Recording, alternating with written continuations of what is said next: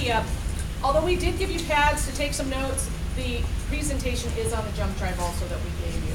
After Ricky's presentation, we'll have Q&A and then we'll get on the road. Thank you. Thank you, Lori. Good morning, everybody.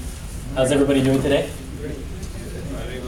So it's great to be here at the National Young Arts Foundation headquarters, and of course to be back in Miami. It's been about 3 years since I was back here, and 3 years ago, the Heat only had one championship. And I'd like to think I brought some of that Laker winning tradition here. Now you guys have 3 championships, right? Or maybe it has something to do with that guy named LeBron, so maybe he gets most of the credit. But I want to talk to you about another success story. And first, before we get into specifically on the 2014 Equus, I want to give you kind of a summary in terms of our overall sales performance for the Hyundai brand year to date. So as of January through June of this year, we actually have an all-time sales high of a little bit over 361,000 unit sales.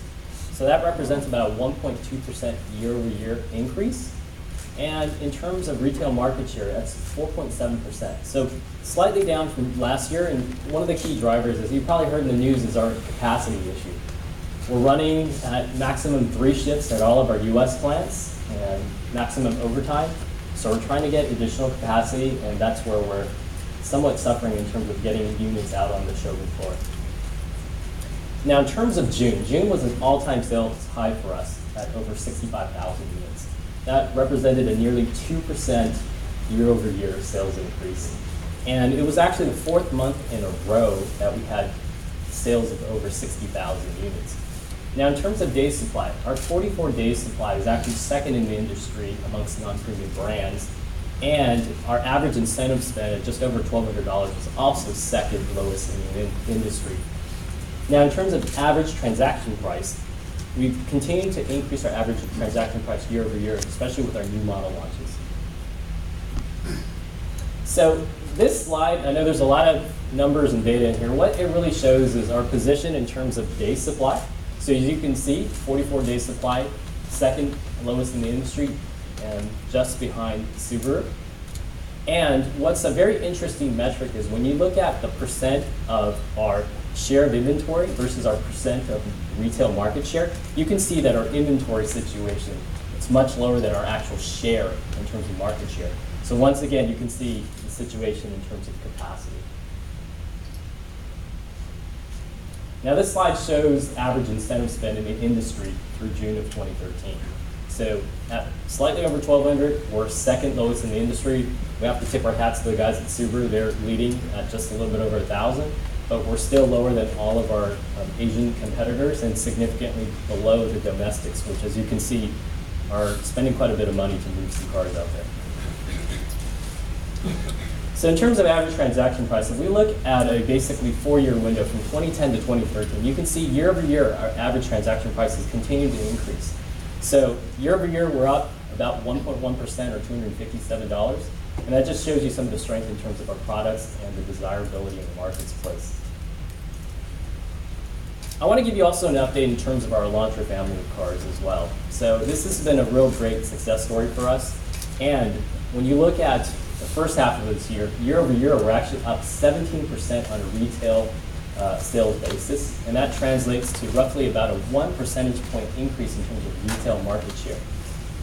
Now, we've been actually able to do that while maintaining one of the lowest incentive spends in the segment. So as you can see in the chart below, Hyundai, Elantra, as well as Honda Civic are really neck and neck for the lowest incentive spend in the segment, which is nearly half of that of what some of our competitors are doing. Now, once again, looking at the inventory situation, when you look at Elantra and you look at Cars.com inventory, you can see that from a 1-month period from June 4th to July 8th, we had a nearly 26% drop in inventory levels on the Elantra. So just reemphasizing the fact that we do have that capacity issue that we're going to be faced with moving forward. Another key success story has been our launch of our new Santa Fe model. So obviously Santa Fe comes in our 2-row Santa Fe Sport, as well as our 3-row 6- and 7-passenger Santa Fe model. And since we launched this vehicle about 10 months ago, our year-over-year sales performance has been astonishing. we actually have a nearly 42% increase in retail sales, which has translated to roughly a 1.9 percentage points increase in retail market share. Now, also, what may be more important is the fact that if you see in the charts below, looking at that same year-over-year period of time, our average transaction price has increased by over 12%, and our days to turn has dropped significantly by nearly 26%, from 37 to 26, so lowest days to turn within this competitive set. And another key important metric is when we look at what people are paying relative to the MSRP of the car. So our average transaction price as a percentage of MSRP is a 95.1%, which is really highest in this competitive set. Now, in terms of conquest sales, we're right up there with the top competitors. At over 56% conquest, we're just trailing the Kia Sorento. And when we look at the demographics of people who are buying Santa Fe, you can clearly see that we are on the upper half in terms of the demographic range. From a household income, we're right there with the Edge as well as the Venza. So, with the Equus, before we get into the specific details, we launched this vehicle back in late 2010. And not only did we launch a flagship vehicle for the Hyundai lineup, but we also launched a new sales and ownership experience. We started off with, of our 826 Hyundai dealers, a little over 400 dealers sell Equus models within a showroom concept. And each Equus dealer has a dedicated sales champion that's just focused on delivering sales satisfaction for the Equus model. We also pioneered some key programs. One of them is Your Time, Your Place. So this is a great program that allows a potential customer to test drive a vehicle. The dealer will bring it to his home or his workplace in order for him to have that test drive experience. And also on the ownership side, we also pioneered At Your Service. So the dealership will come and pick up your car and drop off a loaner vehicle to your house to ensure that you have the time that you want. You don't have to spend time at the dealership. You actually can maximize your time, because we know that time is really a luxury in today's world. And of course, with our 3-year, 36,000-mile no-cost maintenance, as well as our Equus iPad app, we really deliver a unique customer experience. So what is this translated to? So Equus was the highest scoring model in the 2013 J.D. Power Customer Satisfaction Index study. So you could see at 885, it actually scored higher. So if the Equus was its own brand, it scored higher than Lexus, BMW, Infiniti, all the key major premium brands. On a model level basis, it scored higher than the LS, 7 Series, and S-Class. So you could see the investments we've made in terms of delivering a unique ownership experience are really paying fruit. Now, when we look at Equus sales, I want to compare 2011 to 2012, so full calendar year sales. We actually had a 24% year-over-year increase. And maybe what's more importantly, in terms of what we're conquesting, so what are people trading in to move into the Equus? As we expected, Hyundai is our top inflow, and of that inflow, of that 25% Hyundai inflow, nearly 75% of that is from Genesis. So we're moving people from our premium Genesis sedan into the Equus, which is exactly what we wanted to do. And as you can see from the inflow, Lexus is number 2 at 18% inflow into the Equus product. And of that 18%, nearly 70% of those owners are previous LS owners.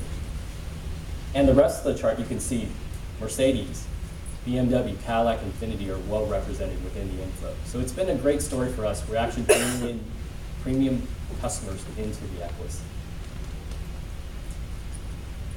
So in the context of that 24% year-over-year sales growth, this shows you the actual premium luxury segment. This segment as a whole, between 2011 and 2012, only basically remained pretty flat. So we actually had that increase in a relatively flat segment environment. And that gets me to our mid-cycle 2014 Equus refresh. So with the refresh, we saw it as an opportunity to not only strengthen our core strengths in the product, but also to address some key customer desired features to really elevate the premium ownership and driving experience for the Equus. Now, to set some context, our primary competitive set is the Lexus LS and the Mercedes S-Class. And our secondary competitive set includes the BMW 7 Series, the Audi A8, as well as the Cadillac XTS. Now, as I mentioned, we saw it's a great opportunity to enhance some of the key things in our vehicle. Actually, exterior styling has been one of the core strengths of this vehicle. Our owners love the look of their car. But we also thought of it as a way that we can further refine the design. So what we did was revise the exterior front grille, revise the front bumper cover, and we added standard LED fog lights to all Equus models. And we removed the chrome bumper trim at the front of the bumper to really give it a cleaner, more modern look. Now, moving to the side view, the most noticeable thing you'll see is our new 19-inch turbine blade design alloy wheels. We also reshaped the outside mirrors, which now incorporate our standard blind spot detection warning system as well. Now, moving to the rear of the vehicle, we've revised the rear LED tail lamp graphic, as well as removed the chrome accents that were previously on the rear bumper covers as well. So, in total, some of these small changes really, when you add it up, really creates a more modern and premium look for the Equus. And you'll see that today when we're out there.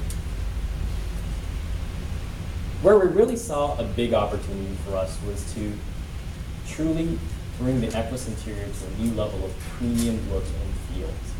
So what we did was completely redesign the dashboard and the instrument panel, new center stack, new center console with a new shifter design, as well as a new steering wheel design. And in this particular picture, which shows our ultimate model, there's actually a new haptic steering wheel dial feedback system that you'll get to experience today when you drive the vehicles. It's a very cool system, and you'll get to see how intuitive the use and operation is. We've also added 3-zone climate control as standard on this car, and in addition to your 2 normal proximity key fobs, we actually also now provide a card-type proximity key as standard for the Equus as well. So if you want to put something very light and compact into your wallet, this is a great key for that purpose. It's very light, very premium looking design. Was that a key? What was that? Yes, so that's an additional proximity key. So in addition to the standard key fobs that you have for a proximity key, Right. there's actually an additional card-type proximity key. And 2 key themes really drove our planning process for the Equus. We really looked at what customers and our owners were desiring, and we looked at syndicated research to see what premium luxury customers were gravitating towards. And you can see safety and advanced technology as 2 key themes. In terms of safety, you can see from the chart above here on the left-hand side, 90% of premium luxury buyers said that safety was either very or extremely important in their purchase consideration. On the right side of the chart, you can see that in terms of most important factor in choosing your model, once again looking at safety, premium basically outperforms non-premium. So the desire for safety amongst premium is definitely higher. So really what it made sense for us is to standardize practical safety features on the Equus to help elevate our safety image as well as driver confidence. So we did that by standardizing blind spot detection with rear cross traffic alert. So 74% of luxury buyers said that they want this feature. And Equus will be the only vehicle in the premium luxury segment to have this feature as standard. Another key feature that we've enhanced is our smart cruise control. So we actually have this feature standard on the vehicle since our launch back in 2010. And what we did was we further enhanced this feature. So now the smart cruise control has a capability of coming to a complete stop and then starting again, depending on traffic flow. And 76% of owners and intenders want this feature. And Equus, once again, is the only vehicle in this segment that have this as standard. So in terms of advanced technology, we actually have a completely new navigation system for 2014. It's got a larger 9.2-inch screen that's brighter and sharper. We have Race Note album art cover. We also have a more advanced voice recognition system. And we have junction view. So if you're setting the destination in the system and you're coming onto a freeway junction, it shows exactly what it looks like if you're approaching with the signage as well as which lane you want to be in order to make it. Mark? Bird's eye view? That's in terms of bird's eye view, no. So just 2D view. And so that junction view really adds driver confidence, because if you're in a situation where you're obviously the destination's input and the navigation is leading you, sometimes when you come to a freeway junction, you're not sure which lane you need to be in order to transition to the correct freeway. So this really adds driver confidence, especially in an area you're unfamiliar with. And this is all powered by a 64 gigabyte solid state drive navigation system. So of that 64 gigabyte, 30 gigabytes is available for music, video, and picture storage via USB. So, 30 gigabytes, that's a lot of storage capacity. What that translates to is basically about 7,000 songs. So anybody with a full album and a lot of music in their catalog, this is a great car to put everything onto. And as we announced in New York, we standardized Assurance Connected Care, which is powered by our BlueLink telematics system. And this comes with the car for every BlueLink equipped vehicles for 3 years. And it includes features such as SOS assistance, as well as automatic collision notification. And you also have optional premium features such as stolen vehicle recovery, as well as remote engine start. So to round out some of the tech features on our core base signature model, we more than doubled the LCD screen size in the instrument panel from a 3.5-inch display to now a full 7-inch display. So more information, clearer, and easier to read as well. Now, I want to jump in and talk about our ultimate model and the really great features that we've added to it. So as I mentioned, 2 key themes are driving our planning. One was advanced safety, the other was advanced technology. So as you can see on the slide above here, in terms of most important factor in choosing your make and model, Equus owners actually out-index a lot of key competitors such as the 7 Series, the S-Class, and LS. And as you can see, in terms of importance, premium buyers significantly outperform or have a higher interest in advanced technology than non-premium. So we started by looking at heads-up display. Now, we all know heads-up display has actually been in the market space for some time. So in 2012, in terms of total global sales of heads-up display, there were about 2.1 million units.